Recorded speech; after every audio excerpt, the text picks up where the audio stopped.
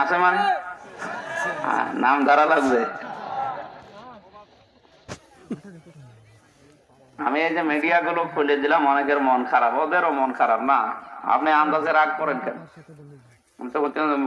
Already ঘোষণা already দিয়ে এসেছি যে অন্তত 1-1.5 মাস মতো এখন অফ থাকেন। আমি যেটা বলি ওইটাও দেয়, যেটা বলি না বানিয়ে হেডিং করে। আর ওই যারা প্রশাসনে আছে, সরকারে আছে, ওরা 1-1.5 ঘন্টা কথা শোনে, ওরা ওই খালি হেডিং দেখে, এমন ভাবে সাজায়। ওখানে লিখেছে ওসি সাহেবকে আজোড়া বাস দিবেন। ও মনে করে আমারে বাস দিয়েছে, ও হুজুর আর আসতে দেব না, অথচ ওর নামে আমি কিছু বলি। এটা ওরা করে, ওদের টাকা পয়সা ভিউ হয় ওটা বাড়ানোর জন্য, আর এদিকে আমার বাস চায়। মনে মনে হেডিং দেয়, বাড়িতে গেলেও সমস্যা করে। লিখেছে আমির হামজার সুন্দরী বউ। আমার বউ দেখেছেন আপনি? এই যে আন্দাজে এগুলো দিলেন, তারপরও পাশে লাগিয়ে দেয় ওই যে নায়িকা শাবনূর মনমন। শাবনূর মনমন যাই বলেন, ওর চাইতে আমার বউ সুন্দর। তা আপনি দিলেন কেন? কাকে লাগিয়েছে? এই জন্য হোসাইনকে বারবার বলে দিলাম যে অন্তত কেউ যেন এগুলো না নিয়ে আসে। ও চালিয়ে যাচ্ছে। আশা করছি আগামীতে আমি যতদিন না বলি ততদিন আপনারা আসবেন। এই যে এসে প্রায় 10 মিনিট সময় নষ্ট করে দিল। আপনার এই খুলতে, তার খুলতে, মাইক লাগাতে প্রায় 10 মিনিট সময় নষ্ট হয়ে গেল। আপনি তো মানা করেছি এত করে। আলেমের 2 নম্বর প্রকারে পেয়েছে ওলামায়ে উম্মত। ওলামায়ে উম্মত কারা? উম্মত যেদিকে যায় ও ওইদিকে রায় দেয়।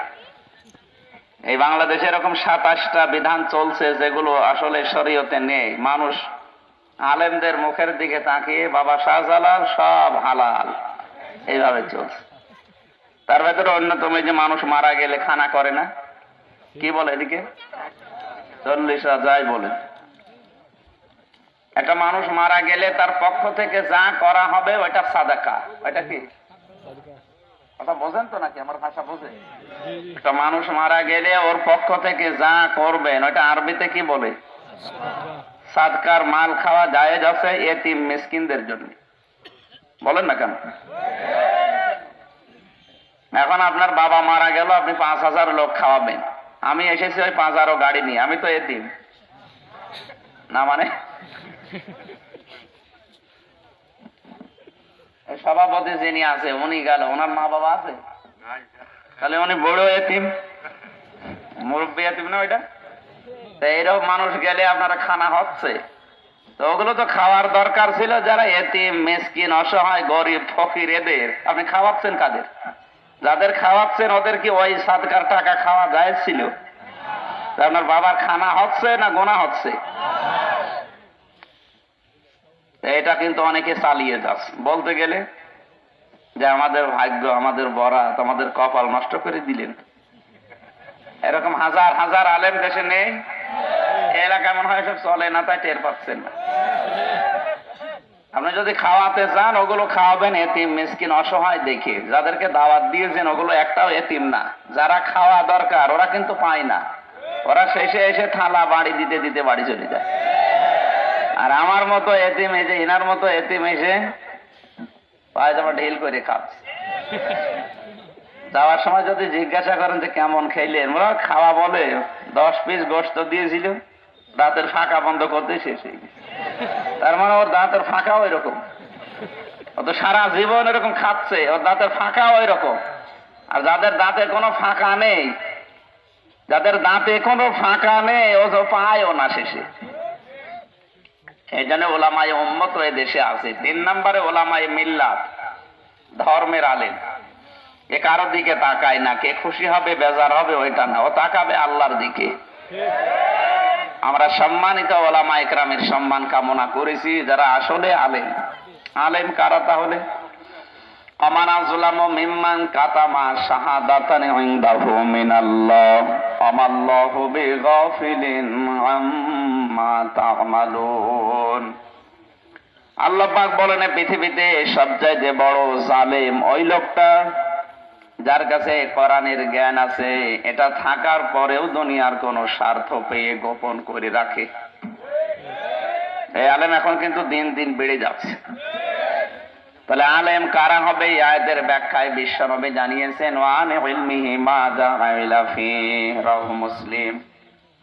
মুসলিম শরীফের ভেতরে হাদিসটি আছে, হাদিসের শেষ অংশ এটা। ওই লোকটাই আল্লাহর কাছে আলেম, যে যতটুকু জানি অতটুকুই মানে। কিয়ামতের দিন মহান রব্বুল ইজ্জত ওয়াল জালাল জিজ্ঞাসা করবেন 5টি প্রশ্ন, তার 5 নম্বরে এইটা, যতটুকু জানতে তার কতটুকু মানতে, এইটা বলো। তার মানে যতটুকু জানেন তার উপরে যে লোকটা মেনে চলে, সে যতটুকু জানুক। আপনাকে মুফতি হওয়া লাগবে, মাওলানা হওয়া লাগবে, এটা শর্ত না, কিন্তু দিনের জ্ঞান অর্জন করা শর্ত। এটা আপনার ফরজ। এটা কি বলেন না কেন?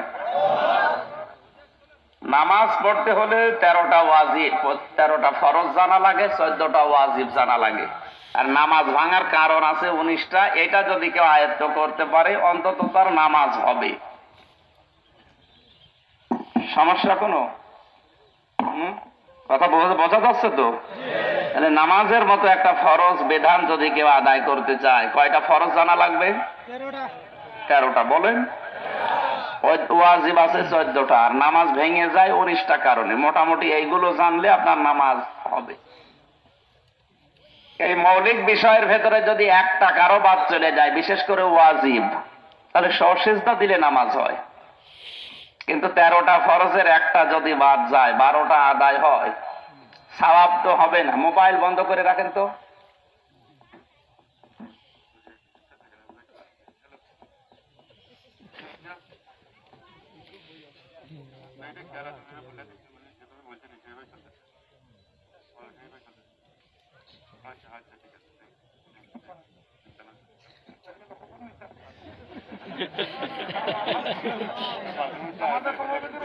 বন্ধ করে রাখেন, দরকার নেই।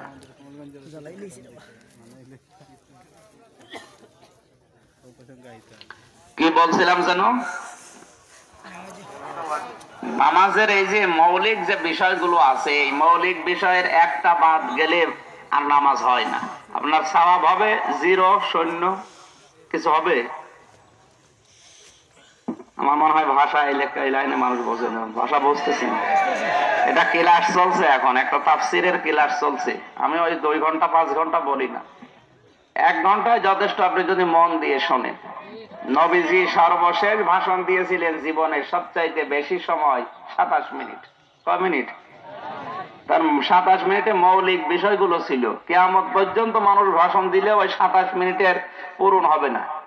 তার মৌলিক কথাগুলো সব এসেছিল ওই 27 মিনিটে। আর আমরা 27 ঘন্টা বললে কিছুই পাওয়া যায়, কারণ আমাদের ভেতরে তো মাল নেই। কথা বুঝতেছে? 1-1.5 ঘন্টা কথা বলছে, ওর ভেতরে যে কি আছে ও নিজেও বোঝে না, যারা সামনে আছে ওরাও বোঝে। আপনি 1 ঘন্টা বলেন, অন্তত ওখান থেকে সামারাইজ করে 5টা বিষয় যেন মানুষ বাড়ি নিয়ে যেতে পারে। আজকে কিছু বিষয় নিয়ে যেতে পারবেন, আপনি যেন মাথায় ঢোকাতে পারেন। আমি এই জন্যে বারবার ক্লাসের মতো জিজ্ঞাসা করছি। কোন জিনিস বারবার প্রশ্ন করে যদি আপনার মনে আসে, ওইটা আর ভুলবেন না। কথা বুঝতেছেন না? কি বললাম? নামাজের মৌলিক বিষয় হচ্ছে 13টা। এটা ফরজ। আরবিতে কি বলে? ছাত্র তো সেরম না, সবাই একসাথে বলবেন। কয়টা? 13টা। কয়টা? এখানে মৌলিক বিষয় কয়টা আছে বলেন তো? 2টা। এই সামিয়ানা আর এই খুঁটি। এই সামিয়ানা আর খুঁটি না থাকলে কেউ এটা স্টেজ বলবে? আরো জোরে বলেন। এখানে মৌলিক বিষয় এই 2টা। এটা বাদ দিয়ে আরো কিছু জিনিস আছে। এই যে এই ফুলগুলো, এই বেলুনগুলো, এরপরে মাইক, এই চেয়ার, এই টেবিল, এই কাপড়টা, এগুলো না থাকলেও মানুষ কিন্তু বলবে যে এটা স্টেজ। তাহলে আপনার জীবনের মৌলিক কোন বিষয় যদি একবার একটা বাদ যায়, আর অমৌলিক যে সমস্ত বিষয়গুলো আছে ওগুলো হাজার হাজার পালন করেছে, আপনার সওয়াব হবে 0, শূন্য। আমরা যে মিজানের পাল্লার মাপ শুনি, যে মিজানের পাল্লায় কিয়ামতে আল্লাহ আপনাকে তুলবে। কিসে তুলবে? মিজানের পাল্লায় তুলবে না? মিজান মানে কি? মিজান মানে দাড়ি পাল্লা। কোনদিন কোন কিতাবে পড়েছেন? এটা শোনা কথা। মিজান শব্দের শাব্দিক অর্থ হচ্ছে মানদণ্ড। কি? ন্যায় বিচারের মানদণ্ডের একটা পথিকের নাম হচ্ছে মিজান, এই যে দাড়ি পাল্লাটা। হাইকোর্টের সামনে একটা দাড়ি পাল্লা টাঙানো আছে, ওকে একদিকে ঝোঁকানো আছে, সমান্তরাল না? সরকার ওটা দিয়ে কি বোঝাতে চায়? যে এখানে অন্তত বাংলাদেশের 64 জেলা থেকে যারা আসবে তারা ন্যায় বিচার পাবে। যদিও ওইটাই এখন হচ্ছে, তো ওখানে আপনি দাড়ি পাল্লা সমান্তরাল ভাবে রেখে দিয়ে বোঝাতে চাচ্ছেন যে এটা মিজানের পাল্লা, এটা ন্যায় বিচারের মানদণ্ড, এটা ন্যায় বিচারের। আমাদের দেশে বিশেষ করে বাংলাদেশ আর ভারত, এই দুইটা দেশে একটা ভ্রান্ত ধারণা আছে যে আমি যাই করি সুবহানাল্লাহ একবার পড়লে 90টা নেকি হয়, আর 1 টাকা সুদ খাইলে নয় 10টা গোনা হয়। কিয়ামতের দিন আল্লাহ দাড়ি পাল্লায় তুলে দেবে, এদিকে ভার হবে, জান্নাত চলে যাবে। এই ধান্দায় আমরা আছি নাকি? এখন মা পাল্লা দেবে কি এইটাই অনেকে জানে না। কিয়ামতে আল্লাহ আপনাকে মিজানের পাল্লায় মনে করেন মাপ দেবে। কি মাপবে? হ্যাঁ, আমল। বলেন বলেন, আমল মানে না নেক আমল হোক বদ আমল হোক, কিন্তু আমল মানে কি? কাজ। এটা ছাত্র দু একটা ভালো আছে, জবান খুলে বলবেন। আমল মানে সবাই বলে কাজ। মাপে মানুষকে দাঁড়ি পাল্লায় কেজি আকারে তুলে দিয়ে যে 5 কেজি কাজ, কোন ধারণায় আছেন আপনি বলেন? এখানে জিজ্ঞাসা করেন, অনেক আলেম পর্যন্ত বলবে যে কিয়ামতের ময়দানে আল্লাহ পাল্লায় তুলে দেবে নেকির পাল্লা বদির পাল্লা। তো এ পাল্লা কি দাড়ি পাল্লার মতো পাল্লা? পৃথিবীর প্রতিটি দেশে যে কোনো জিনিস মাপের একটা একক যন্ত্র আছে। ওজন করার জন্য প্রত্যেকটি জিনিস কি এক নাকি? আমি যদি বলি এই প্যান্ডেলটা মেপে দেন, এটা কি দাড়ি পাল্লায় তুলে দেবেন? কিভাবে? ফিতা লাগবে, গজ লাগবে, মিটার লাগবে। কথা বলেন না কেন? ফিতা মিটার গজ এনে দেন, আমি আপনাকে মাপ দিয়ে বলতে পারবো যে এটা কয় বিঘা জমির উপরে আছে। এটার এর মাপের এককের নাম পেলাম কি? ফিতা, মিটার, গজ, দড়ি, যাই বলে।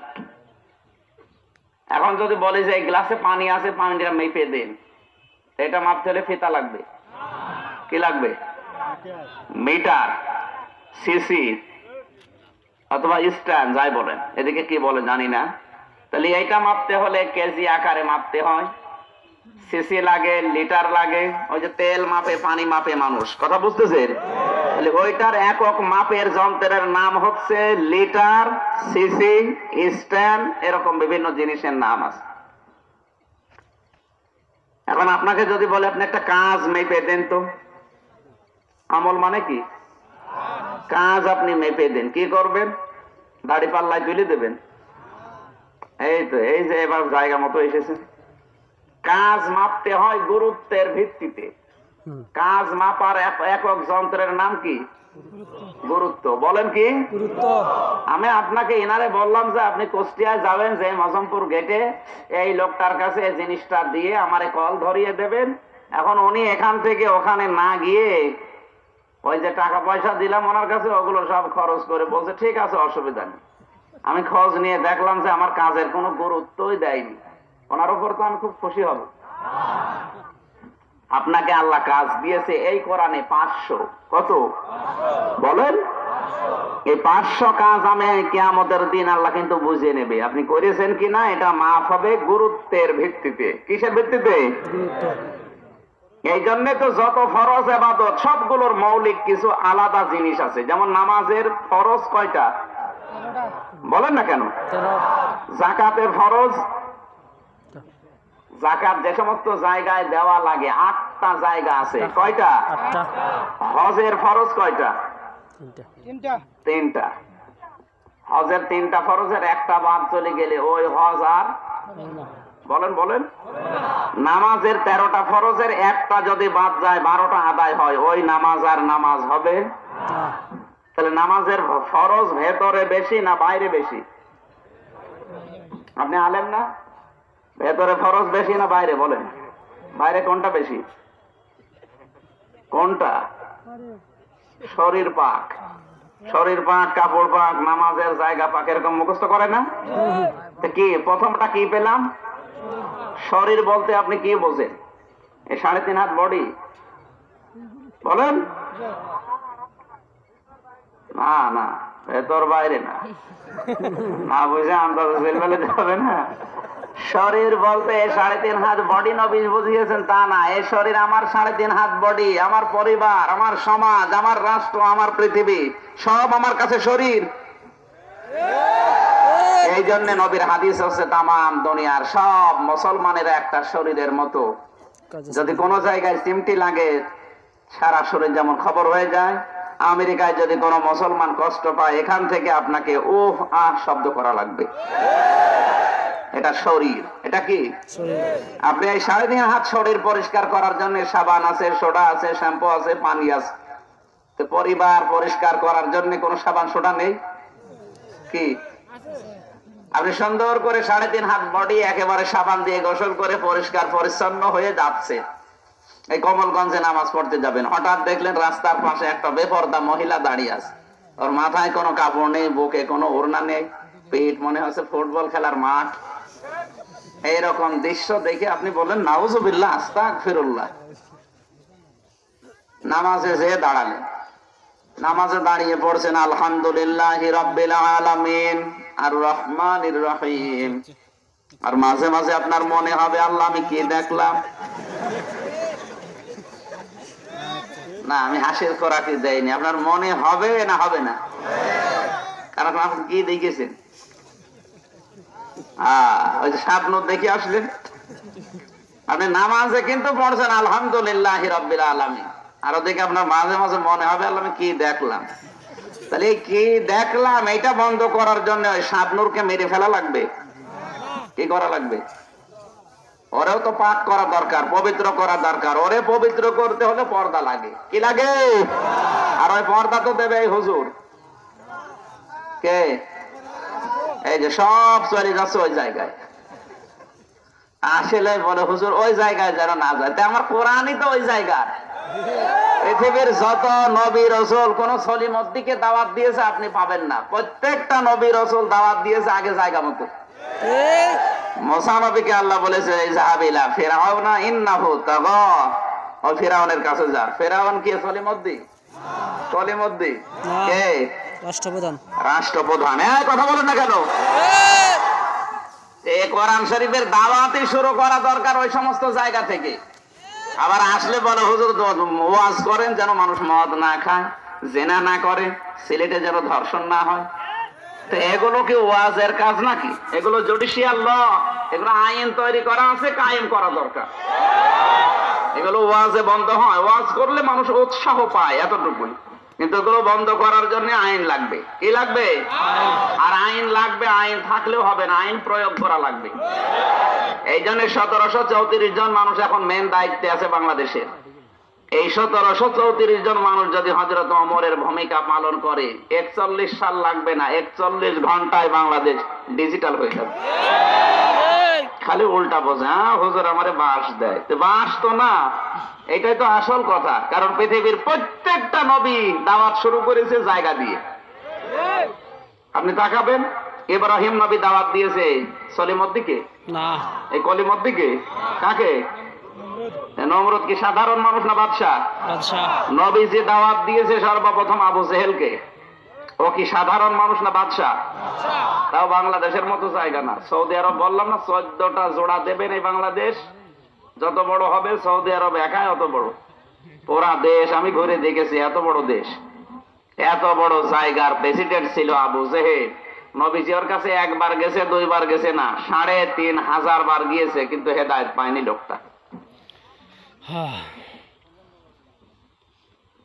সিলেটবাসী, আমি যেটা বোঝাতে চাচ্ছিলাম, জীবনের মৌলিক কোনো কিছু যেন বাদ চলে না যায়।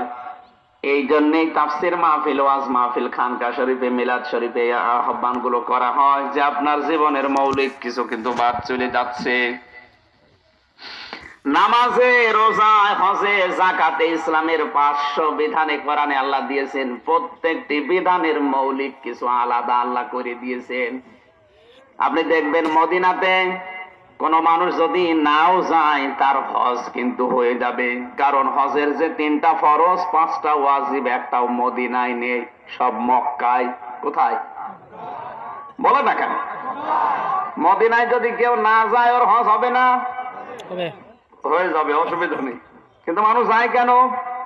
বিশ্বনবী মুহাম্মদুর রাসূলুল্লাহ সাল্লাল্লাহু আলাইহি ওয়াসাল্লাম আছেন মক্কায় না মদিনায়? আল্লাহ পাক লাইন শাকারতুম লাযিদান্নাকুম দিয়েছেন। কোন মানুষ যদি নিয়ামতের শুকরিয়া আদায় করে আমি আল্লাহ ওই নিয়ামত তার জীবনে আরো বৃদ্ধি করে দেই। ওয়ালা ইন কাফারতুম ইন্না আযাবি লাশাদীদ। কোন মানুষ যদি নিয়ামত শুকরিয়া আদায় না করে, না শুকরিয়া করে, অকৃতজ্ঞ হয়ে যায়, আমি আল্লাহ ওর জীবন থেকে ওইটা কেড়ে নেই আর আযাবের ভেতরে দিন দিন তারে নিক্ষেপ করে দেই। নাউযুবিল্লাহ। আমি এতক্ষণ পর্যন্ত যেটা বলার সামারাইজ করতে চেয়েছি, এই পৃথিবীতে 3টা জিনিসকে আল্লাহ রহমত বলে ঘোষণা দিয়েছেন। তার ভেতরে 1 নম্বরে কোরআন শরীফ, 2 নম্বরে মুহাম্মদুর রাসূলুল্লাহ, 3 নম্বরে আপনার মা আর বাবা। কথা বুঝতেছেন?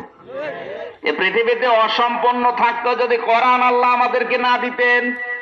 মানুষ হিসাবে দাবি করার মতো এখন আর যোগ্যতা থাকতো না। কোরআন আছে এই জন্য আমরা এখনো মানুষ দাবি করছি।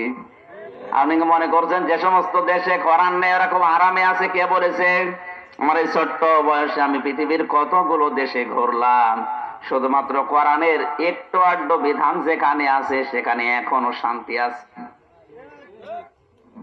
উন্নত দেশ যারা দাবি করছে, আমেরিকার মতো দেশে আমি গিয়ে দেখেছি ওই জায়গায় সন্ধ্যা 7টার পরে কোনো দোকান আর খোলা থাকে না, সব বন্ধ হয়ে যায়। এত ভয় কেন তাদের? কারণ আইন তৈরি করে প্রশাসন দিয়ে মানুষ দিয়ে ভয় দেখানো যায় যতক্ষণ সামনে থাকে, কিন্তু মানুষ তো অন্যায় করে পেছনে ভেতরে যে। কথা বলে না, এই পেছনে ভেতরের অন্যায় বন্ধ করার জন্য পুলিশ দিয়ে, র‍্যাব দিয়ে, সীতা কোবরা দিয়ে হবে না, ওটা লাগবে আল্লাহর ভয়। আর ওইটা তৈরি করার জন্য আল্লাহ কোরআন দিয়েছেন। 2 নম্বর, পৃথিবীর শ্রেষ্ঠ রহমতের নাম হচ্ছে মুহাম্মদুর রাসূলুল্লাহ সাল্লাল্লাহু আলাইহি ওয়াসাল্লাম। এত বড় রহমতকে যারা গুরুত্ব দেয়নি, চিনতে পারেনি, আল্লাহ তাদের কাছে রহমতকে রাখেনি। আল্লাহ পাক তাকে রেখেছেন যারা গুরুত্ব দিয়েছিল মদিনায় তাদের কাছে। এই জন্য মানুষ হজ করতে গেলে মদিনায় যাওয়া লাগে না, হজ হয়ে যায়। কিন্তু এমন একটা আকর্ষণ তাম দুনিয়ার মানুষের ভেতরে আল্লাহ তৈরি করে দিয়েছে, আপনি হজ করে চলে আসবেন, মনে চাবে না যতক্ষণ মদিনায় নবীজির রওজার কাছে না যাবেন। জোরে বলেন সুবহানাল্লাহ। আল্লাহ বোঝাতে চেয়েছেন, বান্দা বান্দিরা দিয়েছিলাম তোদের কাছে কিন্তু তোরা গুরুত্ব দিলি না। যারা গুরুত্ব দিয়েছে আমার এই শ্রেষ্ঠ রহমতকে আমি তাদের কাছে 1 দিন 2 দিন না, কিয়ামত পর্যন্ত রেখে দিলাম। আপনার জীবনের সবচাইতে গুরুত্বপূর্ণ হওয়া দরকার মুহাম্মদুর রাসূলুল্লাহ।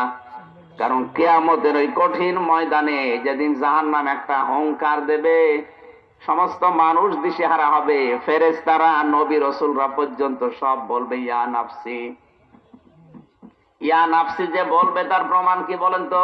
এই করোনা। কিয়ামতের ময়দানে মানুষ যে ইয়া নাফসি বলবে যে আল্লাহ আমাকে বাঁচাও, এর প্রমাণ হচ্ছে করোনা। নিজের বাবা মারা গেছে, কাছে যায়নি। যমুনা গ্রুপের মালিক মারা যাওয়ার পরে ওর পাশে কাউকে পায়নি, ছেলে মেয়ে স্ত্রী পুত্র কেউ নেই। ডাক্তারকে টাকা দিয়ে ভাড়া করে কাছে রেখেছে, তাও ডাক্তার 1.5 হাত দূর থেকে দেখতেছে। বলেছিল, ডাক্তার সাহেব বাংলাদেশে 10 জন ধনীর তালিকায় আছে, আমি আছি 4 নম্বরে। আমি যেখানে আছি উনি আছে 3 নম্বরে, আকিস গ্রুপ ওই যে গাড়িটা দিয়েছে, উনি আছে 3 নম্বরে। যমুনা গ্রুপ আছে 4 নম্বরে। 1 নম্বরে আছে মোসা বিন শামসের, ওই যে অস্ত্রের ব্যবসা করে আল্লাহর ওলি। 2 নম্বরে আছে সালমান এফ রহমান। 3 নম্বরে আকিস গ্রুপ, 4 নম্বরে যমুনা গ্রুপ। এত টাকার মালিক বাংলাদেশে, 4.5 কোটি টাকা শুধু ট্যাক্স দেয়। আপনি জীবনেও গুইনেই শেষ করতে পারবেন না, এত টাকা দেওয়া লাগে প্রতি বছর এই লোকটা। সে বলেছিল, ডাক্তার সাহেব আপনি শুধু আমার বুকের ব্যথা 1 ঘন্টার জন্য কমিয়ে দেন, আমাকে আল্লাহ যা দিয়েছে সব আমি আপনাকে দিয়ে দেব। ডাক্তার ছিল বেটা হিন্দু, বলছে স্যার এটা আমার ব্যাপার, এটা ভগবানের ব্যাপার। ও কি টের পাচ্ছে কি বলছে? আর যদি মুসলমান হয়তো ডাক্তার তার কি বলতো, স্যার আল্লাহ আমার ব্যাপার না, এটা আল্লাহর ব্যাপার। যেই বলেছে স্যার এটা আমার ব্যাপার না ভগবানের ব্যাপার, ও গেছে আরো রেগে, তোর ভগবান কি করে? এত কিছু দিতে যায় আর আবার 1 ঘন্টার ব্যথা তুই কমাতে পারিস না, অথচ তার কাছে কেউ আসে নাই, তার ছেলে মেয়ে স্ত্রী পুত্র ভাই বোন তারা কম না অনেক। আমি এখান থেকে উপলব্ধি করেছি যে কিয়ামতের ময়দানটা কেমন হবে। ইযা রাআতুহুম মিন মাকানিন বাঈদিন সামিউ লাহা তাগায়্যুযা ওয়া সাফীরা। আল্লাহ পাক বলেন জাহান্নাম যখন চিৎকার মারবে তখন যত মানুষ আসে দিশেহারা হবে, এমনকি ঈসা নবী পর্যন্ত বলবে আল্লাহ তুমি আমার মা মরিয়মের সাথে যা ভালো লাগে তোমার আচরণ করো, তুমি আমাকে কিছু বলবা না, আমারে বাঁচাও। ইব্রাহিম নবীর মতো এত বড় পাওয়ারফুল নবী বলবে আল্লাহ আমার বাবা আজরের ব্যাপারে তোমার সিদ্ধান্ত কি, তুমি যা ভালো লাগে করো, কিন্তু তুমি আমারে কিছু বলবা না, আমারে বাঁচাও। নিজের মা পর্যন্ত তাফসিরে মাঝারিতে পড়েছি 500 বছর পর্যন্ত মানুষ পা ধরে থাকবে, বলবে একটা নেকি দিলে আমি আজ নাজাত পেয়ে যাই। মুফাসসির বলেন 500 বছর পরে ওর মা ওর মুখের উপরে লাঠি দিয়ে বলবে দুনিয়া আমার বিয়ে হয়নি, তোরে পাবো কোথায়? একটু খেয়াল করেন তো, মাথায় যদি মগজ থাকে, যেহেতু সিলেট বিভাগে শিরিক বেদাত আর ভ্রান্ত ধারণাটা বাংলাদেশে বেশি, সারা বাংলাদেশের কোন জেলা আমার বাকি নেই। আমি সারা বাংলাদেশ সহ বিশ্বের অনেক দেশ ঘুরে যেটা দেখেছি, আবেগ নিয়ে ইসলাম চলে না, আপনাকে বিবেক দিয়ে চলা লাগবে। আপনি যার উপরে ভরসা করে আছেন যে আমার বাবা আছে, এটা 2 দিন আগে এক আল্লাহর ওলি মারা গেল, যাই হোক আপনার কাছে ওলি না হলে অনেকের কাছে সে আল্লাহর ওলি। কি কন্দন দেখলাম, হাউ মাউ করে কাছে, বাবা আমার কি হবে? আমি যেটা শিক্ষা নিয়ে এসেছি এখান থেকে, আপনার মা যেখানে 500 বছরের পরে মুখে লাঠি দিয়ে বলছে না আমার দুনিয়ায় বিয়ে হয়নি, বাবা যদি বলে আমার সন্তান দুনিয়ায় কেউ ছিল না, স্ত্রী বলবে কে আপনি, আপনাকে আমি চিনি না, এমনকি আমার ম্যাডাম তামান্না পর্যন্ত বলবে মাওলানা তোমারে চিনি না। আমারও নিজেরও বলা লাগবে তামান্না কে তুমি, তোমার আমি চিনি না। এত বড় কঠিন মুহূর্ত আল্লাহ বানাবে, দুধের বাচ্চার কথা পর্যন্ত মায়ের মনে থাকবে না। সন্তান হওয়ার জন্য মেয়েদের লজ্জা স্থানও লাগবে না, পেট ফেটেই বের হয়ে যাবে। ফাকাইফা তাত্তাকুনা ইন কাফারতুম ইয়াওমা ইয়াজআলুল ওয়ালদানা শিবা। আল্লাহ পাক বলেন এমন একটা জালজালা কঠিন অবস্থা তৈরি করব, যুবক মানুষ কিয়ামতের দৃশ্য দেখে বিদ্ধ হয়ে যাবে। সেখানে সিরিয়াল হিসাবে সূরা আবাসায় আমি কয়েকজনের নাম পেয়েছি। ইয়াউমা ইয়াফিরুল মারউ মিন আখিহি ওয়া উম্মিহি ওয়া আবিহি ওয়া সাহিবাতিহি ওয়া বানি। প্রথমে আপনার থেকে পালাবে আপনার ভাই, আপনার মা, বাবা, স্ত্রী, সন্তান, বন্ধু, নেতা, নেত্রী। প্রায় 6-7 জনের সিরিয়াল আছে। কমলগঞ্জবাসী বিবেক দিয়ে বলবেন বিপদে পড়লে যাদের নাম বললাম এরা কি দূরে যায় না কাছে আসে? আরো জোরে বলেন। বলে কিয়ামতের দৃশ্যটা পুরা উল্টা। ফালাং সাবা বাইনাহুম ইয়াউমাইদি ওয়ালা ইয়াতাসালুন ফাইদা নুফিখা ফিস-সূর ফালাং সাবা বাইনাহুম। কিয়ামতের দিন যেদিন ফুৎকার দেওয়া হবে সিংহায়, সেদিন যত সম্পর্ক আছে রক্তের সব সম্পর্ক কাট হয়ে যাবে। আমার বাবার সাথে আমার সম্পর্ক আছে অতদিন যতদিন আমার এই চোখ খোলা আছে, চোখ বন্ধ, আমার বাবাকে আমি আর চিনবো না। কথা বলেন না কেন? এখানে নাসাব না দিয়ে আল্লাহ আনসাব দিয়েছেন। যত রকমের সম্পর্ক আছে রক্তের, কোন সম্পর্ক কাজে লাগবে না, চোখ বন্ধ হলে সব শেষ। আজকে এই লকডাউন আর ছেলেকে দিয়ে আমার সাথে ছবি তুলছিল, ছেলের সাথে পরিচয় থাকবে ততদিন যতদিন আমার চোখ বন্ধ না হয়। চোখ বন্ধ হয়ে গেলে ওই ছেলেকে উনি আর চিনবে না। এটা তো আমি বানিয়ে বললাম। সূরা মুমিনুন 18 নম্বর পারা 7 নম্বর পৃষ্ঠা। 11-12 নাম্বার লাইনে আছে, 11 নাম্বার লাইনে আছে, 101 নাম্বার আয়াত। আল্লাহ তাআলা বলেন ফালা আনসাবা বাইনাহুম, শুধুমাত্র পরিচয় কাট হয়ে যাবে তা না, ইয়াউমাইদি ওয়ালা ইয়াতাসালুন, এমনকি ওনার ছেলে ওনাকে জিজ্ঞাসা করবে তুমি কে, তাও বলবে না, ওর নিজের চিন্তায় থাকবে। প্রাণ প্রিয় ভাইরা, এখান থেকে আপনার মেধা খাটান, বুদ্ধি খাটান। এত বড় বড় আপনজন যেখানে দূরে চলে যাচ্ছে, নবী সেখানে পরিচয় দেবে না, ঈসা নবী, মুসা নবী, ইব্রাহিম নবী, সবাই বলবে আল্লাহ আমার কি হবে, তুমি আমাকে বাঁচাও।